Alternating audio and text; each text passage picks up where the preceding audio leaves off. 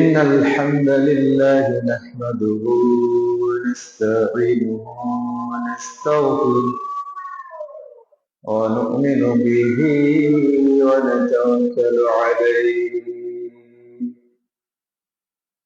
ونعوذ بالله من شرور أنفسنا ومن سيئات أعمالنا من يهده الله فلا مضل له ومن يضلل فلا هادي له وأشهد أن لا إله إلا الله وحده لا شريك له وأشهد أن محمدا عبده ورسوله أما بعد الذي أرسله بالحق بشيرا ونذيرا وداعيا إلى الله بإذنه وسراجا منيرا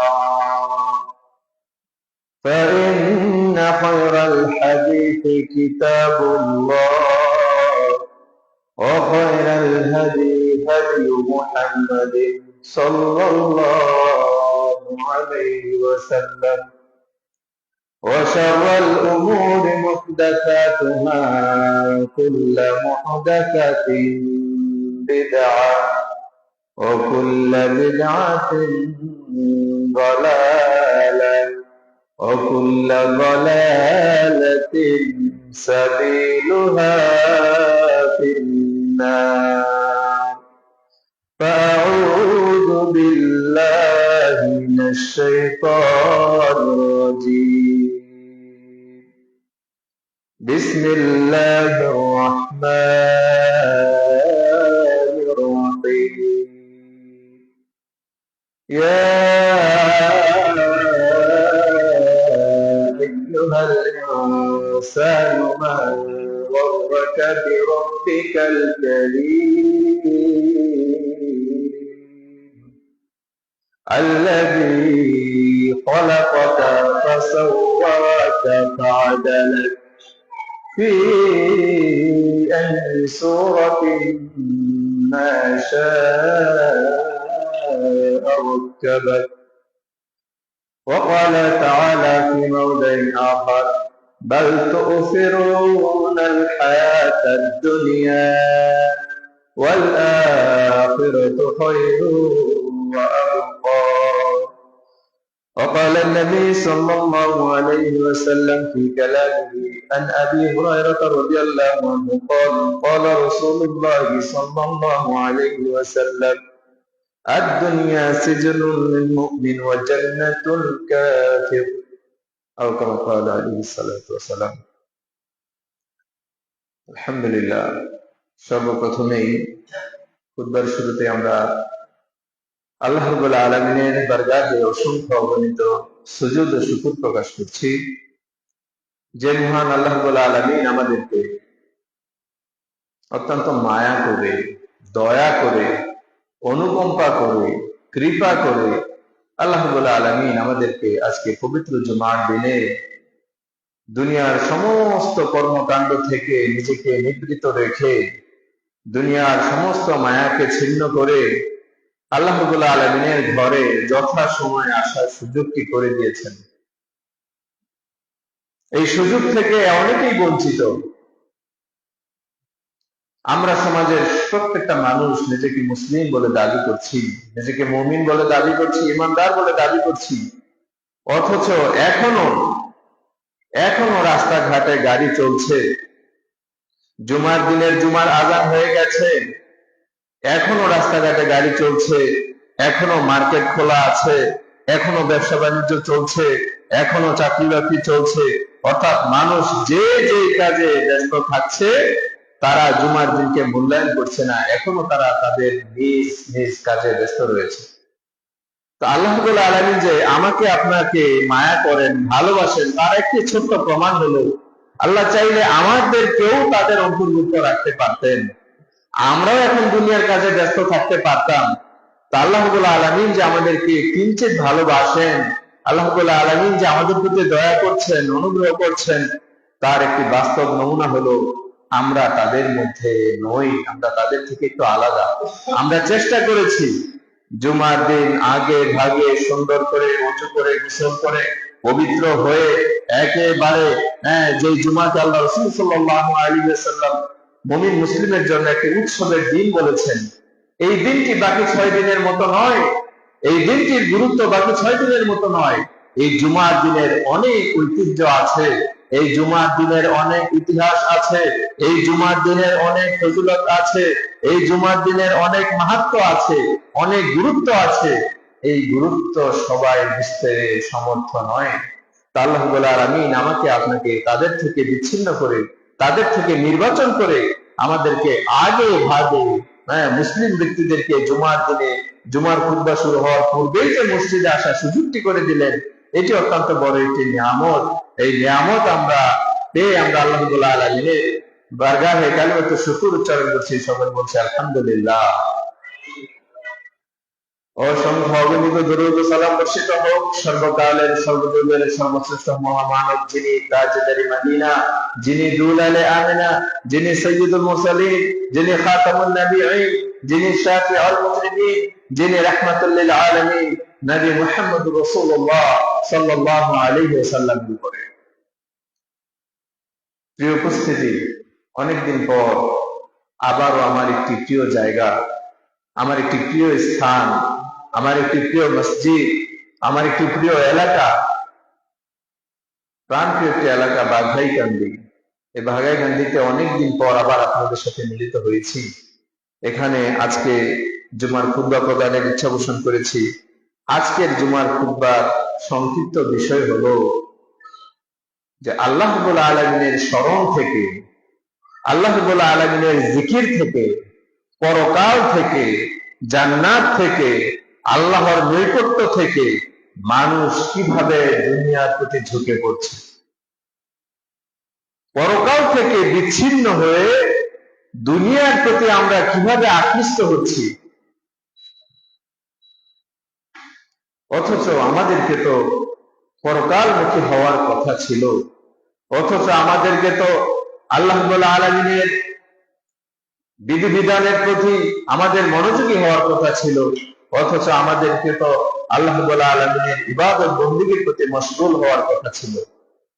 তা না হয়ে আজকে আমরা দুনিয়ার প্রতি ঝুঁকে পড়ছি, দুনিয়ার নিয়ে ব্যস্ত হয়ে পড়েছি এবং দুনিয়াটাকে এমন ভাবে ভালোবাসতে শুরু করেছি যেন এই দুনিয়াতে আমি চিরদিনের জন্য থেকে যাব, এই দুনিয়াই যেন আমাকে জান্নাতে নিয়ে যাবে, এই দুনিয়ার থেকে যেন আমি আর বিদায় হব না।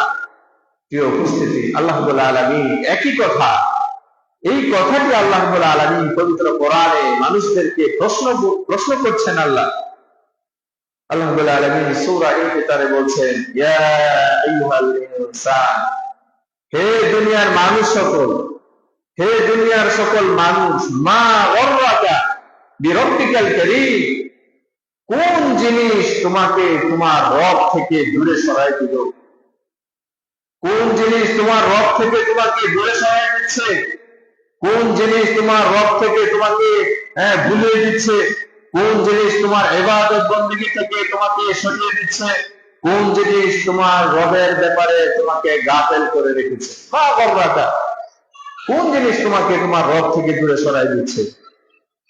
আল্লাযী খলাকাকা ফাসাওয়াকা ফাআদালাক, অথচ আল্লাযী খলাকাকা, অথচ সেই রব, যেই রব তোমাকে সৃষ্টি করেছেন, শুধু তোমাকে সৃষ্টি করে ক্ষান্ত হন নাই, তোমাকে সৃষ্টি করার পরে সুন্দর আকৃতি দিয়েছেন, সুন্দর চেহারা দিয়েছেন, তোমাকে আলো বাতাস দিচ্ছেন, তার নিয়ামত রাজি দ্বারা তোমাকে পরিপূর্ণ করেছেন, তারপরও কেন তুমি তোমার রব থেকে দূরে, কেন তুমি তোমার রব থেকে দূরে সরে যাচ্ছ? কেন তুমি ইবাদত থেকে দূরে সরে যাচ্ছ?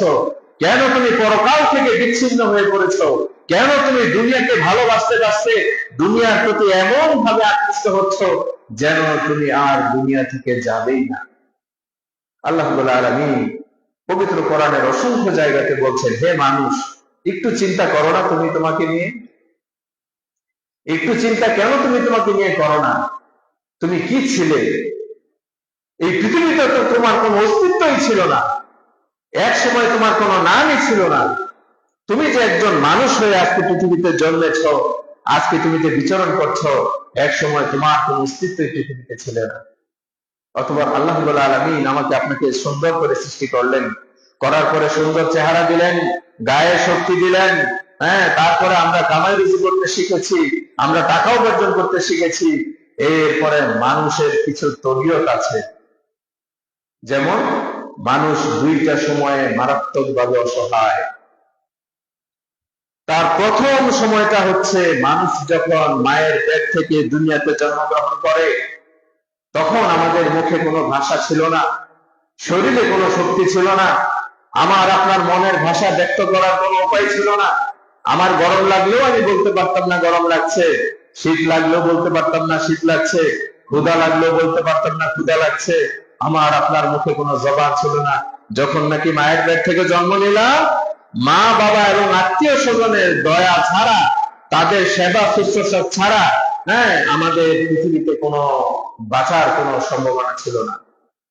তখন আমরা পরনির্ভরশীল ছিলাম, অন্যের উপরে নির্ভর করে আমাদের জীবনযাপন আমরা পরিচালনা করতাম। এরপর যখন ছোট্ট শিশুটা আস্তে আস্তে করে হাঁটি হাঁটি পা পা করে আস্তে আস্তে সে কথা বলতে শিখছে, একটু একটু করে হাঁটতে শিখেছে, এরপরে সেই শিশুটা আস্তে আস্তে যখন সে যৌবনে পদার্পণ করছে, তার শরীরে শক্তি এসেছে, তার গ্রোথ বেড়েছে, হ্যাঁ, তার ছোট ছোট দেহগুলো বড় হচ্ছে, তার শরীরে প্রচন্ড শক্তি এসেছে, তারপরে তার বিবেক বুদ্ধি খুলেছে, কোন পথে গেলে টাকা উপার্জন করা যায়, কোন পথে গেলে বাড়ি গাড়ি করা যায়, এইভাবে সে দিনের পর দিন রাতের পর রাত সে মেহনত করছে, মেহনত করে প্রচুর পরিমাণে টাকা পয়সা উপার্জন করে এত বেশি অহংকারী হয়ে গেছে। সে যে একসময় শিশু ছিল, সে যে একসময় বাবা মায়ের উপর নির্ভরশীল ছিল, সে যে একসময় মানুষের উপর নির্ভরশীল ছিল, এটা সে ভুলেই গেছে। তারপরে তার শরীরে প্রচন্ড রাগ আসে, তার শরীরে প্রচন্ড শক্তি আসে। এরপর এই ছোট্ট শিশুটা যখন যৌবনে পদার্পণ করে, সে যখন বড় হয়ে যায়, তখন সে কাউকে আর মান্যগণ্য করে না। তখন মনে হয়, তার বাপখানা দেখে মনে হয় যে এমন সে নিজেই নিজেকে বড় করেছে। তার এত বড় লালন পালন হওয়ার পিছনে, তার মানুষ হওয়ার পিছনে মনে হয় কারোর কোনো অবদান নাই। বাবা মা তার কাছে গিয়ে মনের কথা বলতে পারে না, আত্মীয় স্বজন তার কাছে যেতে পারে না, এলাকার মানুষ তার কাছে যেতে পারে না। কারণ আজকে তো তিনি বিরাট ব্যবসায়ী, আজকে তিনি বিরাট বড় নেতা, আজকে তিনি বিরাট বড় ক্ষমতাবান, তার কাছে যেন তেন লোক যেতে পারে না। এত ক্ষমতাশালী, এত প্রভাবশালী হয়ে উঠেছে। এই প্রভাবশালী লোকটাই আবার যখন দীর্ঘ বছর অতিবাহিত হওয়ার পরে বৃদ্ধের কোলে ঢলে পড়েছে, যখন সে বৃদ্ধ বয়সে পরিণত হয়ে গেছে, তখন আবার শিশুকালের অবস্থাগুলো ফিরে এসেছে।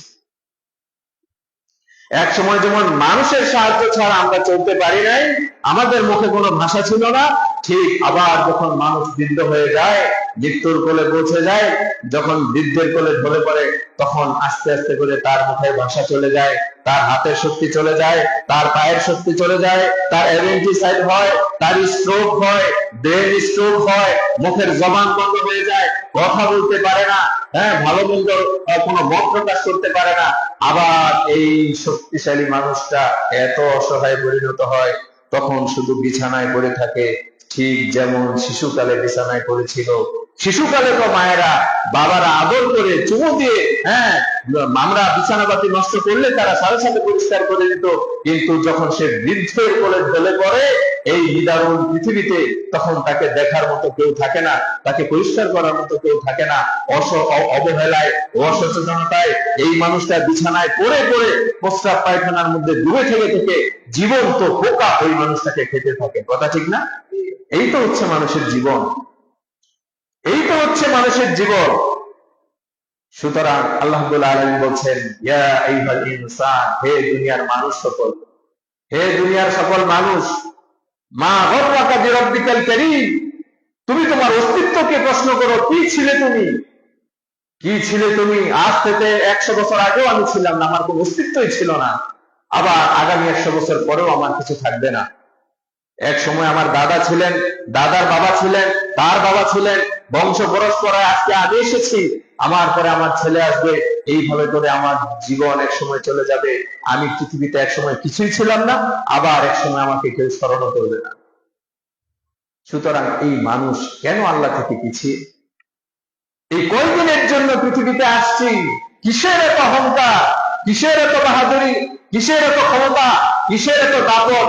যদি আপনি আপনার সম্পদের বিনিময়ে, যদি আপনি আপনার টাকা পয়সার বিনিময়ে, যদি আপনি আপনার ক্ষমতার বিনিময়ে মৃত্যুকে ঠেকাতে পারতেন, জিবরিল আমিনকে বলতেন আজকে আমার রাত কবজ করতে আইসো না, আর 100 বছর পরে আইসো, এই ক্ষমতা যদি আপনার থাকতো, তাহলে কথা ঠিক ছিল, আপনি যেমন খুশি তেমন চলেন। কিন্তু আল্লাহ রাব্বুল আলামিন বলছেন, আমি মানুষকে নির্দিষ্ট সময়ের জন্য পৃথিবীতে পাঠিয়েছি, তার 1 সেকেন্ড আগেও তার মৃত্যু হবে না, 1 সেকেন্ড পরেও তার মৃত্যু হবে না। ঠিক যেখানে যেই মুহূর্তে যেই সময় মৃত্যু লেখা আছে, ওখানে ওইভাবে ওই অবস্থায় আমার মৃত্যু হবে। যদি আমার মৃত্যু এতটাই সুনিশ্চিত হয়, তাহলে কোন জিনিস আমাকে আমার রব থেকে গাফেল করে রেখেছে? কেন আমি আমার রব থেকে দূরে? যদি আমাকে মরতেই হয়, ওই কবরে যদি আমাকে যেতেই হয়, যেই কবরে আমার পাশে কেউ থাকবে না, যেই কবরে আমার কেউ সাথী হবে না, যেই কবরে আমার স্বয়ং জন্মদাতা বাবা মাও যাবে না, যেই কবরে আমার প্রাণপ্রিয় স্ত্রীও যাবে না, যেই কবরে আমার সন্তানও যাবে না, সুতরাং আপনি কাদের জন্য আপনার আখিরাত নষ্ট করছেন? কাদের জন্য আমরা আমাদের আখিরাত নষ্ট করছি? কাদের জন্য আমরা আমাদের জান্নাত নষ্ট করছি? কাদের জন্য আমি আমার রবের প্রিয় থেকে অপ্রিয় হতে শুরু করেছি? একটু চিন্তা করতে হবে, একটু ভেবে চিন্তে আমাদেরকে ভাবতে হবে। কারণ দুনিয়াটা ক্ষণস্থায়ী। আল্লাহ রাব্বুল আলামিন বলছেন, বাল তুসিরুনাল হায়াতাদ দুনিয়া, ও দুনিয়ার মানুষ, ও বোকা মানুষেরা শোনো, আল্লাহ আমাকে আপনাকে বানালেন, যে আল্লাহ আমাকে আপনাকে সৃষ্টি করলেন, যে আল্লাহ এই পৃথিবী সৃষ্টি করলেন, সেই আল্লাহই বলছেন বাল তুসিরুনাল হায়াতাদ দুনিয়া। আরে বোকা মানুষেরা শোনো, এই দুনিয়াটা তো একেবারে অল্প সময়ে। যেমন কেমন অল্প সময়? একটু আগে একটা শিশু বাচ্চা মায়ের পেট থেকে জন্ম নিয়েছে, চিৎকার করার সুযোগ পায় নাই, সাথে সাথেই মৃত্যুবরণ করেছে। তার জন্য দুনিয়াটা কয়েক মিনিটের। আপনার সন্তান 7 মাসে মৃত্যুবরণ করেছে, তার জন্য দুনিয়াটা ছিল 7 মাসের।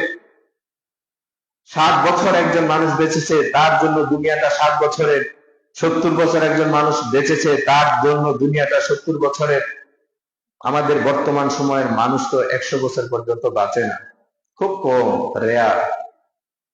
তাহলে এই অল্প কয়েকদিনের জন্য আমি দুনিয়াতে আসলাম, আসার পর আমি না হয় কিছু টাকা পয়সা রুজি রোজগার করলাম, আমি না হয় রাজনীতি করে কিছু ক্ষমতা ছিনাই নিলাম, আমি না হয় অনেক জায়গা সম্পদের মালিক হলাম। আরে এই টাকা পয়সা, এই সম্পদ, এই ক্ষমতা, এগুলো যদি আমাদের কবরে বিন্দু পরিমাণ কোনো সাহায্য করতে পারতো, এগুলি যদি আমার আপনার মৃত্যুকে 1 সেকেন্ডের জন্য পিছিয়ে দিতে পারতো, তাহলে আমি আপনার সাথে একমত ছিলাম, আপনি যেমন খুশি তেমন দুনিয়াদারি করেন। কিন্তু এগুলো তো আমাদেরকে বিন্দু পরিমাণ মৃত্যু থেকেও পিছাইতে পারবে না, মৃত্যু থেকেও আমাকে আপনাকে পরিত্রাণ দিতে পারবে না, আর কবরে তো প্রশ্নই আসে না। তাহলে আবারও আল্লাহ তাআলার কথাটা স্মরণ করাই দিচ্ছি, ইয়া আইয়ুহাল ইনসান, আল্লাহ বলছেন, হে দুনিয়ার মানুষ সকল, মা গররাকা বিরাব্বিকাল কারীম, তোমার রব থেকে তোমাকে কোন জিনিস দূরে সরায় রাখে?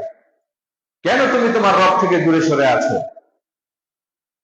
এই উপস্থিতি আমাদেরকে ভাবতে হবে। আল্লাহ বলছেন, বাল তুসিরুনাল হায়াতাদ দুনিয়া, দুনিয়াটা তো অল্প সময়ের, ওয়াল আখিরাতু খায়রু ওয়া আবকা, আর আখিরাতটা হচ্ছে চিরস্থায়ী। যেই জীবনের শুরু আছে, শেষ বলতে কিছু নাই, সেটার নাম হলো আখিরাত। তাহলে সেটার নাম যদি আখিরাত হয়, আপনি একটা প্রোডাক্ট বাজার থেকে কিনতে যান, একটা প্রোডাক্ট কেনার আগে আপনি চিন্তা করেন কতদিন টিকবে। একটা লাইট কিনতে গেছেন, একটা ফ্যান কিনতে গেছেন, আবার চেক করেন এটা কি মেড ইন চায়না নাকি মেড ইন জাপান। দুনিয়ার প্রোডাক্ট কেনার ক্ষেত্রে, দুনিয়ার কোন মালামাল কেনার ক্ষেত্রে আমি যদি চিন্তা করি কোনটা বেশি লং লাস্টিং হবে, কোনটা বেশি দিন টিকবে, বেশি স্থায়িত্ব হবে, এইটা যদি আমরা দুনিয়ার ক্ষেত্রে এইটুকু বিবেক বিবেচনা রাখি, তাহলে পরকালের ক্ষেত্রে আমরা কেন এই বিবেচনা রাখি না? দুনিয়াটা তো 70 বছরের, দুনিয়াটা তো 50 বছরের, দুনিয়াটা তো কয়েক বছরের, কয়েক সেকেন্ডের। এই দুনিয়াকে প্রাধান্য দিতে গিয়ে আমার আপনার আখিরাত হারিয়ে যাচ্ছে, আমার আপনার পরকাল হারিয়ে যাচ্ছে। আল্লাহ রাব্বুল আলামিনের প্রিয় থেকে অপ্রিয় বান্দাতে পরিণত হয়ে যাচ্ছি। আমি আপনি বিপদগামী হচ্ছি, আমরা বিপদের দিকে আগাচ্ছি। তাহলে কেন আমরা আখিরাতের দিকে মনোযোগী হব না? কেন আমরা আখিরাতের দিকে মনোযোগী হব না? প্রিয় উপস্থিতি, এই কারণে আজকের জুমার হেডলাইনটা বলেছিলাম যে আজকে জুমার হেডলাইন হবে যে দুনিয়া এবং দুনিয়ার মধ্যে যা কিছু আছে এগুলোর মায়ায় যেন আমরা পড়ে না যাই, এগুলোর মায়ায় যেন আমরা পড়ে না যাই। কেমন? আসেন জেনে নেই। আল্লাহ রাসূল সাল্লাল্লাহু আলাইহি ওয়াসাল্লাম দুনিয়াকে কত বেশি গুরুত্ব দিতেন, দুনিয়াটাকে কতটুকু ভালোবাসতেন। আনিল মুস্তাওরিদ ইবনে শাদ্দাদ রাদিয়াল্লাহু আনহু থেকে বর্ণিত, তিনি বলছেন সামিআতু রাসূলুল্লাহ সাল্লাল্লাহু আলাইহি ওয়াসাল্লাম, আমি আল্লাহ রাসূল সাল্লাল্লাহু আলাইহি ওয়াসাল্লামের কাছ থেকে শুনেছি, ইয়াকুলু, আল্লাহ রাসূল বলেছেন, ওয়াল্লাহি, আল্লাহর কসম, আল্লাহ রাসূল আল্লাহর শপথ করে বলছেন, ওয়াল্লাহি, আল্লাহর কসম, মাদ-দুনিয়া ফিল আখিরা, দুনিয়া এবং আখিরাতের উদাহরণ হচ্ছে, দুনিয়া এবং আখিরাতের তুলনা হচ্ছে, দুনিয়া এবং আখিরাতের পার্থক্য হচ্ছে কি? আল্লাহ রাসূল সাল্লাল্লাহু আলাইহি ওয়াসাল্লাম বলছেন, মা ইয়াজআলু আহাদুকুম ইসবাহু ফিল ইয়ামনি ফালয়ানজুর বিমা ইয়ারজা। আল্লাহ রাসূল সাল্লাল্লাহু আলাইহি ওয়াসাল্লাম বলছেন যে একজন মানুষ তার আঙ্গুল যদি সমুদ্রের তলদেশে প্রবেশ করায়, সমুদ্রের ভিতরে যদি তার আঙ্গুলটা ঢুকায়, ঢুকানোর পরে আঙ্গুলটা যদি আবার উপরে উঠায়, পানির উপরে উঠায়, সেই আঙ্গুল থেকে যেই যত ফোঁটা পানি সে আঙ্গুল থেকে পড়বে, এই কয়েক ফোঁটা পানির নাম হচ্ছে দুনিয়া, আর পুরা সমুদ্রের পানির নাম হচ্ছে আখিরাত। সুবহানাল্লাহ। আচ্ছা বলেন তো দেখি, একজন মানুষ যদি তার একটা আঙ্গুল সমুদ্রের পানির নিচে ডুবায়, ডুবানোর পরে যদি সে আঙ্গুলটা আবার উঠায়, তাহলে বড় জোর 10, 15, 20 ফোঁটা পানি না হয় ঝরবে। বড় জোর 10, 20 ফোঁটা পানি না হয় তার আঙ্গুল থেকে পড়বে। এই 10, 20 ফোঁটা পানির সাথে আল্লাহ রাসূল দুনিয়ার তুলনা করেছেন।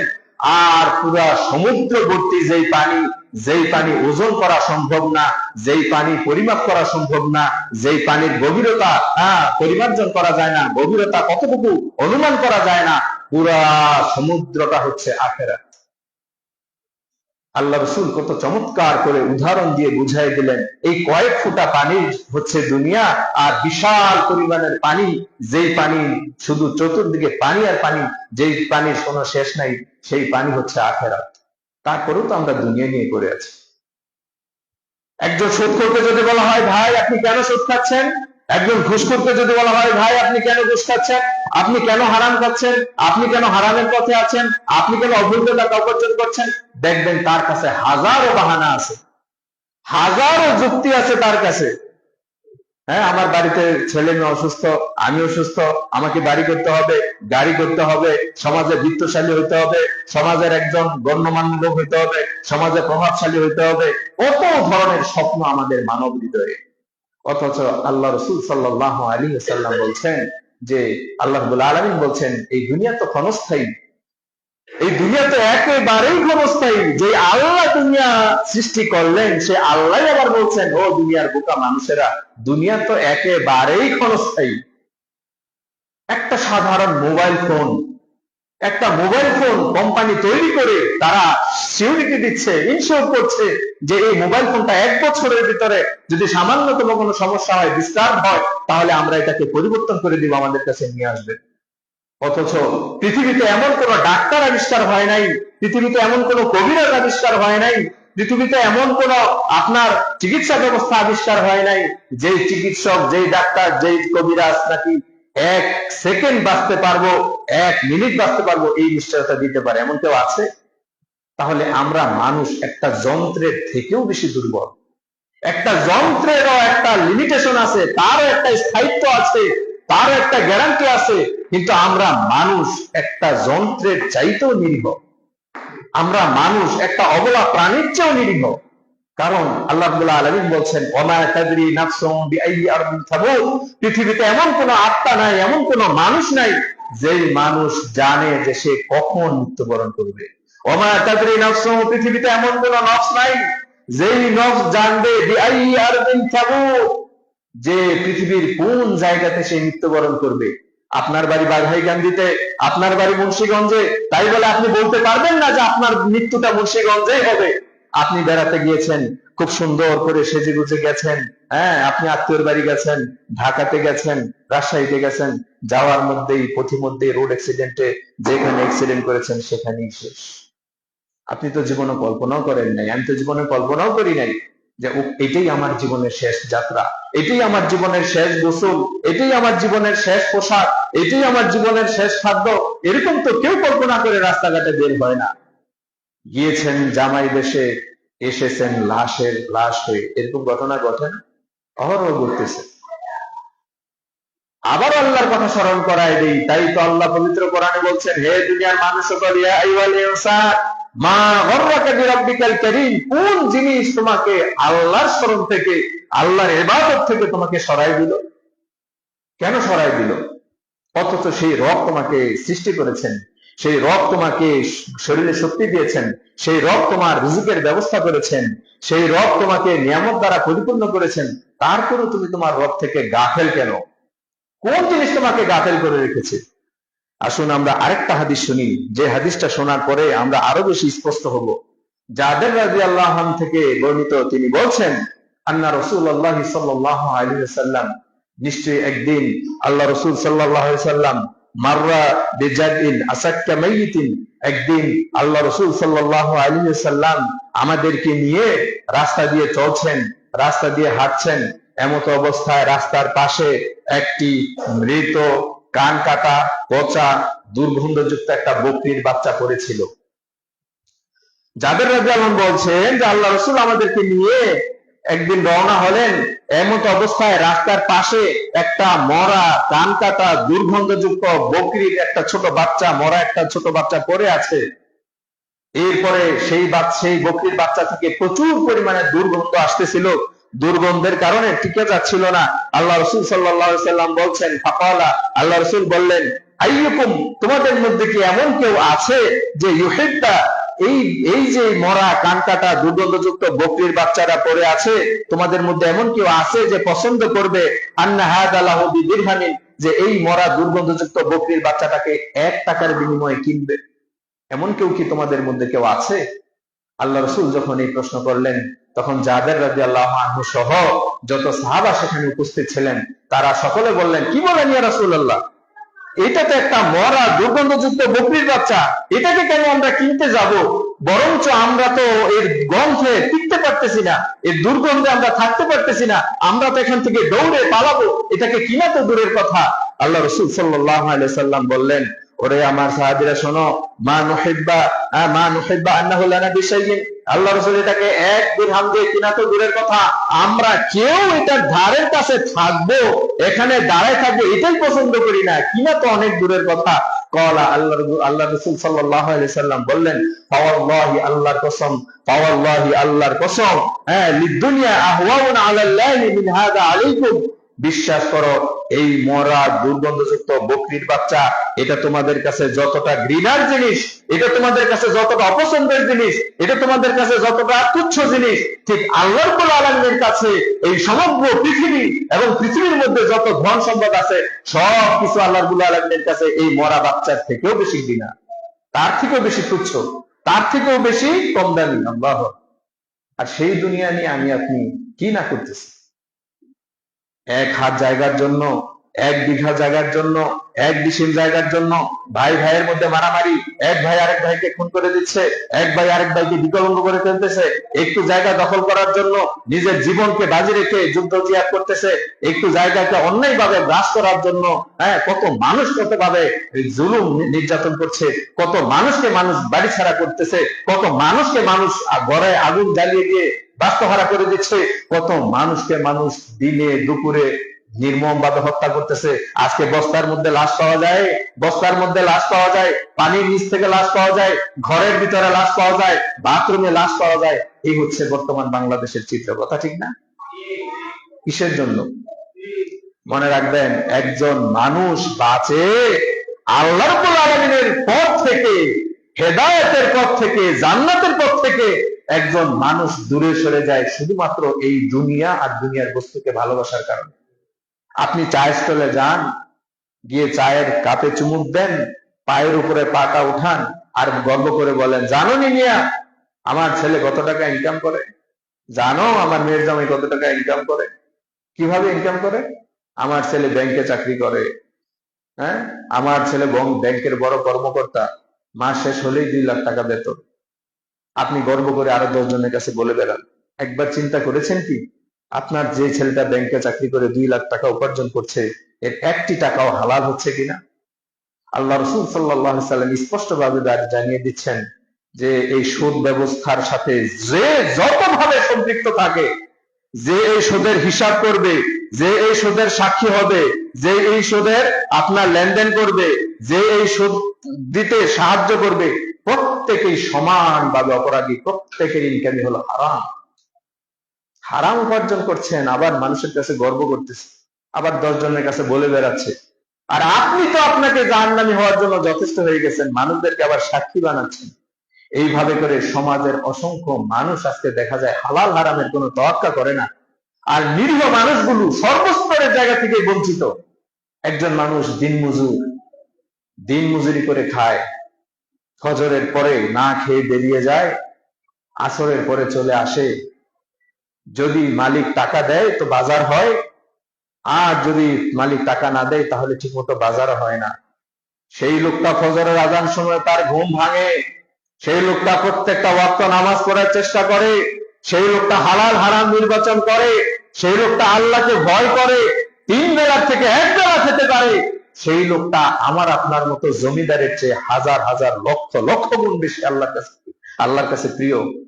যেই লোকটা আমার আপনার তো ঘুম ভাঙে বেলা 10টা 12টায়, ফজরের খবর নাই, জোহরের খবর নাই, আসরের খবর নাই, মাগরিবের খবর নাই, এক ওয়াক্ত নামাজের ধার ধারে না, তার কাছে শুধু দুনিয়ার টাকা পয়সা। এক শ্রেণীর মানুষ আছে যাদেরকে দেখবেন যে তারা যেখানেই যায়, মসজিদে হোক, মাদ্রাসায় হোক, বাজারে হোক, হাটে হোক, গাছে হোক, মাঠে হোক, যেখানেই যাক না কেন, শুধু টাকা পয়সার হিসাব, শুধু দুনিয়ার হিসাব।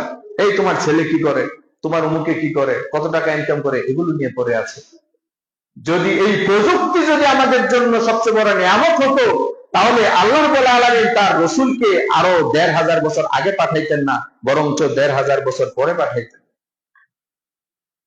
আল্লাহ রসুল সাল্লাল্লাহু আলাইহি ওয়াসাল্লাম একদিন মাটির বিছানায় শুয়ে পড়লেন।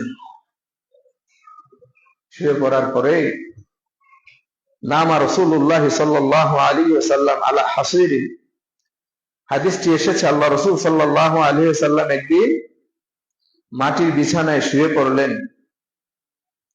শুয়ে পড়ার পরে তার পিঠে আল্লাহ রসুলের দেহ মোবারক তিনি অত্যন্ত সুন্দর করে আল্লাহ বানিয়েছেন। কত চমৎকার করে যে বানিয়েছেন, রসুলের বিবরণী দেওয়া সম্ভব না। এত সুন্দর শরীরটার মধ্যে একদিন আল্লাহ রসুল ক্লান্ত হয়ে পাটির মধ্যে শুয়ে পড়েছেন। খেজুর পাতার তৈরি পাটির মধ্যে যখন শুয়েছেন, তখন পিঠের মধ্যে দাগ হয়ে গেল, পাটির দাগ বসে গেল, আল্লাহ রসুলের পিঠটা একদম লাল বর্ণের হয়ে গেল। তখন একজন সাহাবী খেয়াল করলেন, আব্দুল্লাহ ইবনে মাসউদ রাদিয়াল্লাহু আনহু খেয়াল করলেন। খেয়াল করার পরে আব্দুল্লাহ ইবনে মাসউদ রাদিয়াল্লাহু আনহু বললেন, ইয়া রাসূলুল্লাহ, আপনি পৃথিবীর সর্বশ্রেষ্ঠ মানুষ, আল্লাহ আপনাকে এত শ্রেষ্ঠত্ব দিয়ে বানালেন, এত দামি করে বানালেন, আর আপনি সামান্য একটা খেজুর পাটির মধ্যে শুয়েছিলেন, আর আপনার পিঠের মধ্যে এই দাগ বসে গেল।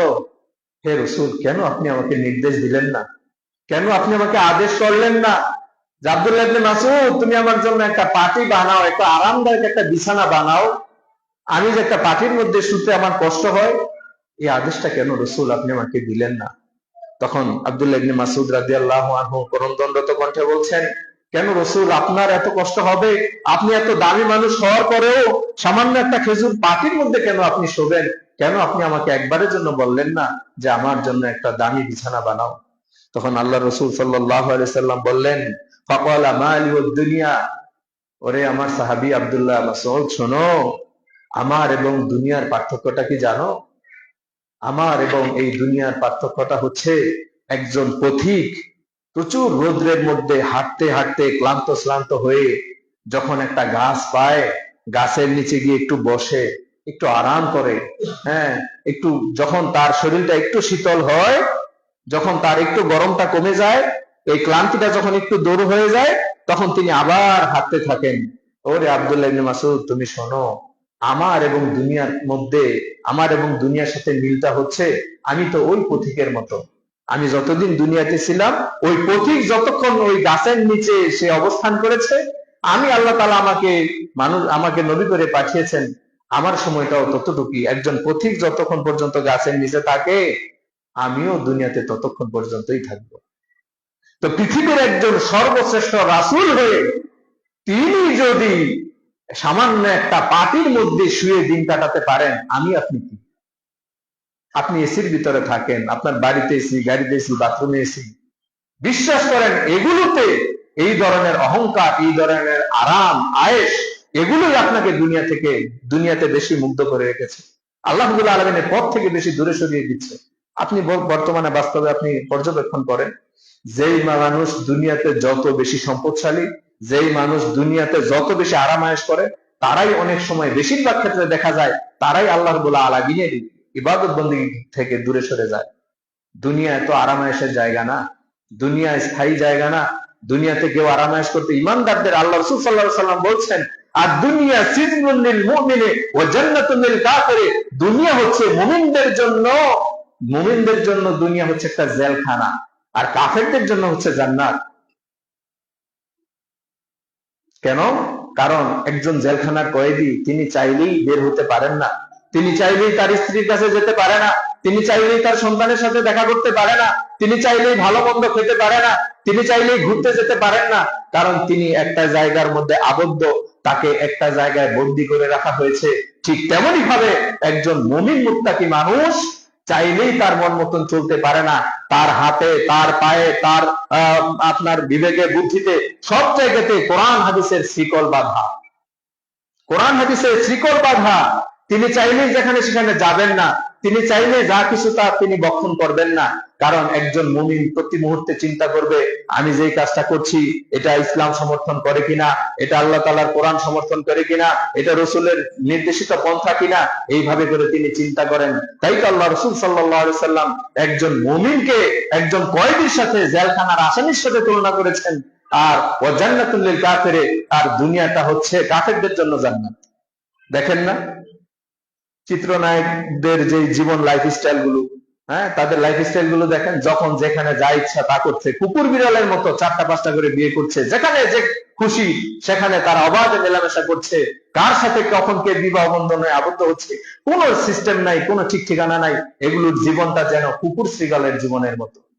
আর একজন মুমিন একেবারে অসহায় পুরুষের দিকে তাকায় দেখেন, একজন দিনমজুর, তিনি যদি মুমিন হন, তিনি যদি 3 বেলা থেকে 2 বেলা খান, ভাত দিয়ে, হ্যাঁ, পান্তা দিয়েও ভাত খান, তারপরেও তিনি খাবারের পরে আলহামদুলিল্লাহ বলে শুকরিয়া করেন, আর বলেন, আল্লাহ তো আমাকে কমসে কম পান্তা ভাতটা তো আল্লাহ আমাকে জোগাই দিচ্ছে, এইটুকু যদি আল্লাহ না দিত আমি কি করতে পারতাম। প্রিয় উপস্থিতি, আরো একটা হৃদয় বিদারক হাদিস বলছি। একদিন আবু হুরায়রা রাদিয়াল্লাহু আনহুকে তার সাহাবীরা দাওয়াত করলেন, ও আবু হুরায়রা, আপনি আমাদের কাছে আসেন, আপনাকে দাওয়াত করলাম। তৎকালীন সময়ে বকরির ছোট ছোট বাচ্চাগুলোকে, হ্যাঁ, সুন্দর করে তেলে ভেজে, এটা অনেক দামি খাবার ছিল। রসুলের জামানায় এই খাবারটা অনেক দামি খাবার এবং প্রিয় খাবার ছিল আরবদের জন্য। তো আবু হুরায়রা রাদিয়াল্লাহু আনহুর কিছু সাহাবী সঙ্গী, তার কিছু সাথীবর্গ, তারা একদিন একটা খাবারের আয়োজন করলো।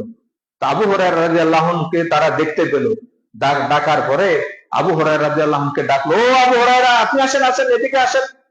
আবু হুরায়রা রাদিয়াল্লাহু আনহু কাছে গেলেন, কি ব্যাপার, আপনারা আমাকে ডাকলেন কেন? বলছেন, আজকে আমাদের সাথে আপনি দাওয়াত গ্রহণ করেন, আমাদের সাথে আপনি আজকে দাওয়াত গ্রহণ করেন। আবু হুরায়রা রাদিয়াল্লাহু আনহু চোখের পানি ছেড়ে দিয়ে বলছেন যে, আমি আবু হুরায়রা, আমি রসুলের একজন সঙ্গী, আমি রসুলের একজন সাথী, আমার নবীকে আমি কোনোদিন 2 দিন পেট ভরে খেতে দেখি নাই।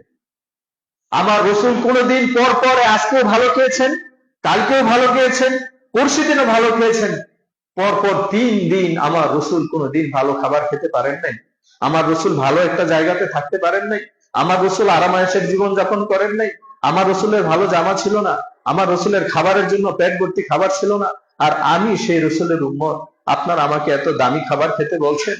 এই খাবার আমার গলার নিচ দিয়ে নামবে না, এই খাবার আমি খেতে পারবো না, কারণ আমার রসুল, আমার নবী কোনোদিন এত দামি খাবার খেতে পারেন না।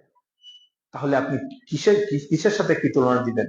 কোন দুনিয়াতে পড়ে আছি আমরা?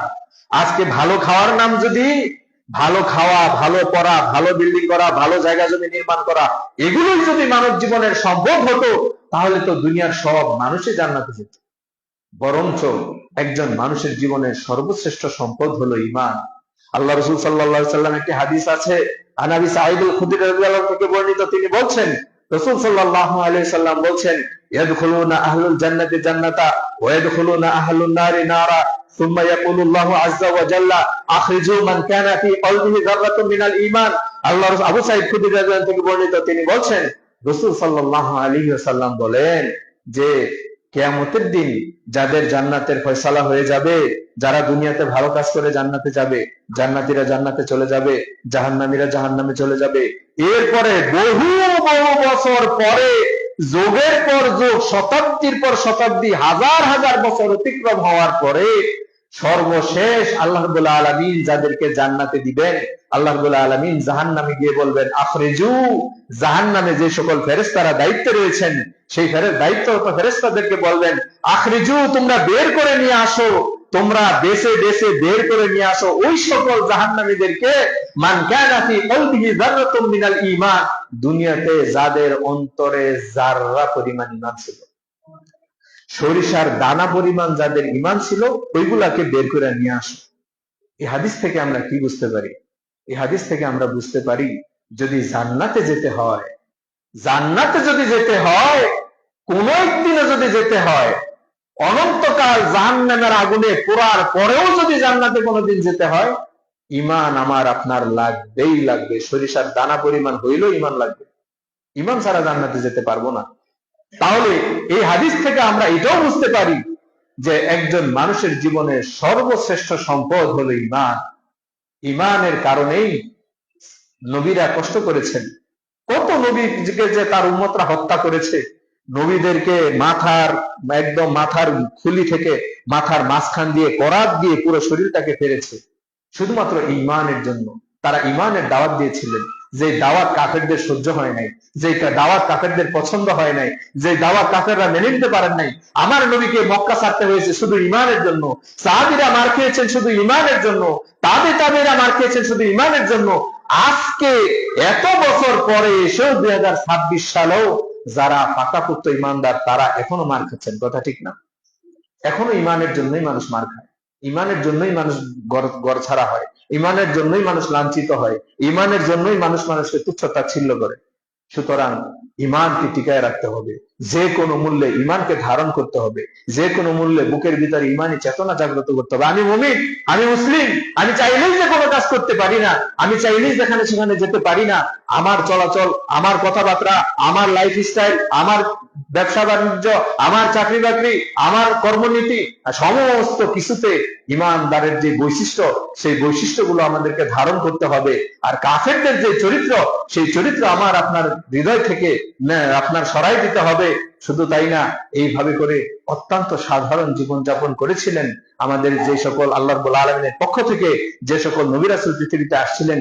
কেউ আরামায়েশ করেন নাই, প্রত্যেকটা নবী রাসূলই বলা হয়ে থাকে তারা রাখালের চাকরি করেছেন, তারা ছাগল চড়িয়েছেন, ভেড়া চড়িয়েছেন, কোন রকম খাবার খেয়েছেন, খাবার থাকলে খাইতেন, না থাকলে রোজা থাকতেন, এই নীতিতে তারা চলেছেন। আজকে আপনি 3 বেলা পেট ভরে ভাত খান, আপনার বাড়িতে এসি, গাড়িতে এসি, আপনি দাম্ভিক হয়ে গেছেন, অহংকারী হয়ে গেছেন, আপনি শুধু মানুষকে চিনেন টাকা আর সম্পদ দিয়ে, কথা ঠিক না? আজকে মানুষ মানুষকে মূল্যায়ন করে শুধু টাকা আর সম্পদ দিয়ে। এই অমুকের সাথে আত্মীয়তা করা যায় কিনা, দেখো তো তার কয় বিঘা জমি আছে, দেখো তো তার কয়টা গাড়ি আছে, দেখো তো তার কয়টা বাড়ি আছে, অমুক পরিবারের সাথে মুখের আত্মীয়তা হয় কিনা। আপনার কাছে একজন মানুষের মানদণ্ড হলো টাকা পয়সা জমি এগুলো। আর আল্লাহ রাব্বুল আলামিন তার বান্দাদেরকে চিহ্নিত করবেন, আল্লাহ রাব্বুল আলামিন তার বান্দাদেরকে তিনি স্থান দিবেন, আল্লাহ রাব্বুল আলামিন তার বান্দাদেরকে কাল কিয়ামতের দিন তাদেরকে জান্নাত দিবেন তাদের আমল এবং আখলাক দেখে, তাদের অন্তর এবং তাদের আমল দেখে। সুতরাং আজকেও আমাদের সমাজে যারা নিরীহ, যারা মাজলুম, যারা দুর্বল, যারা অসহায়, তারা আজকে এখনো আমাদের সমাজে নিরীহ। আল্লাহ রাব্বুল আলামিন কিন্তু কাল কিয়ামতের দিন নিরীহদের পক্ষে থাকবেন, মাজলুমদের পক্ষে থাকবেন, গরিবদের পক্ষে থাকবেন, অসহায়দের পক্ষে থাকবেন। সুতরাং আমার আপনার কোনো কথা, আমার আপনার কোনো আচরণ এমন যেন না হয় যে আমার আপনার কোনো কথা, কোনো আচরণে মানুষ কষ্ট পায়, আমার আপনার কোনো ব্যবহারে মানুষ কষ্ট পায়। ওই মানুষটা যদি কষ্ট পেতে পেতে এমন অবস্থায় ওই মানুষটা যদি মৃত্যুবরণ করে, আপনি যদি দুনিয়াতে তার থেকে মাফ না নিতে পারেন, কাল কিয়ামতের দিন কিন্তু আমাদেরকে আল্লাহর কাঠগড়ায় দাঁড়াইতে হবে।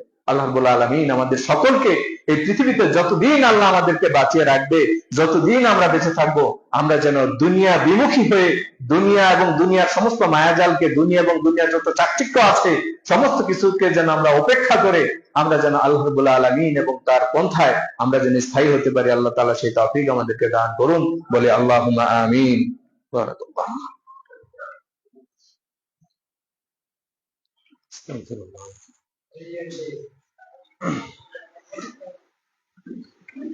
আলহামদুলিল্লাহি রাব্বিল আলামিন ওয়াসসালাতু ওয়াসসালামু আলা রাসূলিহিল কারীম ওয়া মান তাবিআহুম বিইহসানিন ইলা ইয়াউমিদ্দিন ওয়া বা'দ।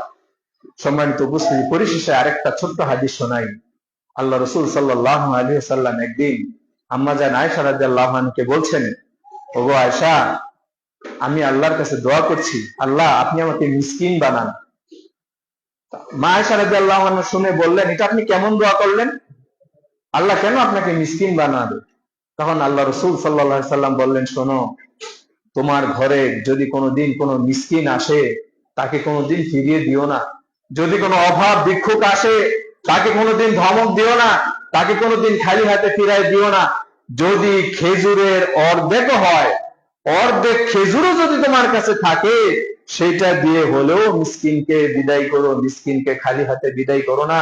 মিসকিনের সাথে ধমক দিয়ে কথা বলো না, অসহায় দুস্থ ব্যক্তিদেরকে তাদেরকে চোখ রাঙাবে না, তাদেরকে ধমক দিয়ে কথা বলবে না, তাদের সাথে তাদেরকে কষ্ট দিয়ে কথা বলবে না, তাদেরকে ভালোবাসবে।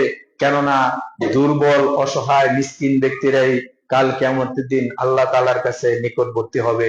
তাই আমিও চাই আল্লাহ রাব্বুল আলামিন যেন আমাকে মিসকিন হিসাবে যেন আল্লাহ তাআলা আমাকে কবুল করেন। আল্লাহু হ্যাঁ, তাহলে কোন ফিদ দুনিয়া কান্নাকে গরীব, তুমি দুনিয়াতে এমন ভাবে বাস করো, তুমি দুনিয়াতে এমন ভাবে চলো যেন তুমি একজন অসহায়, কান্নাকে গরীব, যেন তুমি একজন অসহায় মিসকিন ব্যক্তি।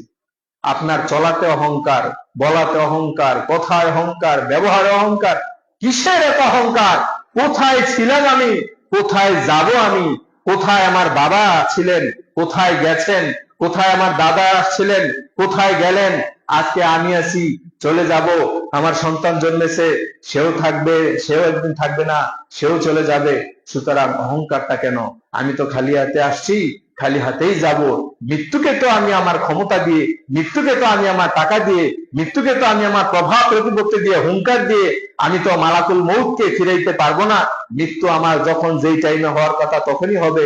যদি এটাই বাস্তব হয়, তাহলে আসুন আমরা আমাদের মন থেকে সমস্ত অহংকার, বিদ্বেষ, হানাহানি, মারামারি, অপ্রীতি, সংঘর্ষ এগুলোকে ভুলে গিয়ে আমরা যেন সবাই একজন মুসলিম আরেকজন মুসলিমের যেইভাবে ভ্রাতৃত্বের বন্ধন যেভাবে অটুট রাখার কথা ছিল, আমরা যেন সেই বন্ধন তৈরি করতে পারি। আল্লাহ সেই তৌফিক আমাদেরকে দান করুন, বলে আল্লাহুম্মা আমিন। আমাদের বাংলাদেশে বর্তমানে যেই অস্থিরতা, যে নৈরাজ্য বর্তমানে চলছে, এক গ্রুপের সাথে আরেক গ্রুপের সংঘর্ষ, প্রত্যেক দিন কোনো না কোনো মায়ের বুক খালি হচ্ছে, প্রত্যেক দিন কোনো না কোনো মেয়ে লাঞ্ছিত হচ্ছে, দর্শিতা হচ্ছে। এই যে নোংরা অবস্থা, এই নোংরা রাজনীতির সাথে যারাই সম্পৃক্ত আছে, এই নোংরা রাজনীতির সাথে যারাই সম্পৃক্ত আছে, আল্লাহ রাব্বুল আলামিন তাদের থেকে আমাদের দেশকে হেফাজত করেন, বলে আল্লাহুম্মা আমিন। আমরা এই নোংরামি দেখতে চাই না, আমরা একটা সুন্দর শান্তিপ্রিয় ইসলামিক সমাজ দেখতে চাই। আজকে যারা নাকি অনেক সময় দেখা যায় টুপি পাঞ্জাবি পরে ইসলামকে ব্যবহার করে, অনেকেই দেখা যাচ্ছে তারাও এই নোংরা রাজনীতির সাথে তাল দিয়ে চলছে। এই নোংরা রাজনীতি করতে করতে মানুষের মধ্যে আজকে কোনো শান্তি নাই, দেশে গ্রামে মাঠে ময়দানে কোথাও শান্তি নাই। হরতাল মিছিল এগুলো করে করে দেশটাকে একেবারে পঙ্গু বানিয়ে দিচ্ছে। আল্লাহ রাব্বুল আলামিন এই সমস্ত নৈরাজ্য থেকে আমাদের বাংলার সকল ধর্মপ্রাণ মুসলিম ভাই বোনদেরকে হেফাজত করেন, বলে আল্লাহুম্মা আমিন। এখনো যারা আমরা নামাজ থেকে দূরে, এখনো যারা আমরা আল্লাহর জিকির থেকে দূরে, এখনো আমরা যাদের জীবনে 5 ওয়াক্ত নামাজের বাস্তবায়ন করতে পারি নাই, এখনো যাদের জীবনে আমরা ইনসাফ কায়েম করতে পারি নাই, এখনো আমাদের যাদের পরিবারে পর্দাকে ফরজ করতে পারি নাই, এখনো আমরা যাদের জীবনে হালাল রুজিকে নিশ্চিত করতে পারি নাই, আল্লাহ রাব্বুল আলামিন সকলকে হালাল রুজি সহ সমস্ত হারাম বর্জন করার তৌফিক দান করুন বলে আল্লাহুম্মা আমিন।